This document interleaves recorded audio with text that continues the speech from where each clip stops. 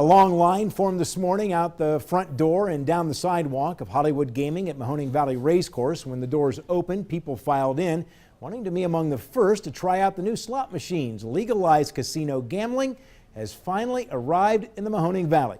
With more, let's go live to Austintown and WYTV 33 News reporter Gerry Ricciutti.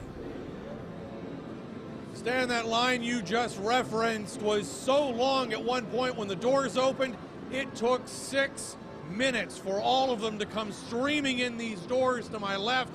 At one point, one woman came in to the area where we had all of our equipment sitting. She sat right down at that machine. She told me she wanted to play the very first machine she saw before she went on to anything else. For some in this crowd, the waiting began around 8 a.m. The planning started months ago. I want to be the first one to do it because it's exciting, you know, and it's good for our valley. Whenever we found out it was going to have a casino or a racino, we wanted to be the first in line, and so I'm up here from South Carolina staying with her, and here we are. As the morning wore on, the line kept growing to the point where executives with the new $250 Hollywood Gaming facility decided to open the doors half an hour early. 2, 1! Within minutes, the eager crowd filled the room, giving their fingers and their money a workout.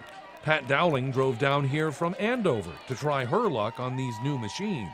We've never been to one that had the grand opening and hoped they were a little looser and a little better odds for the first day. Many in this crowd tell me having a facility like this here in the Valley beats driving to West Virginia or Western Pennsylvania to do their gambling.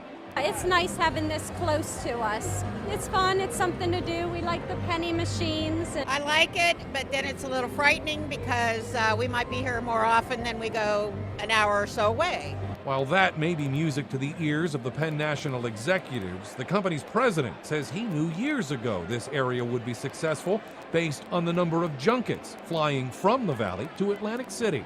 And I said to the junket rep from Ohio, I said, what's it about this plane from Northeast Ohio coming out of Youngstown? Why is it so successful? And he started laughing. He goes, people in Northeast Ohio love to have fun. That's why they're coming to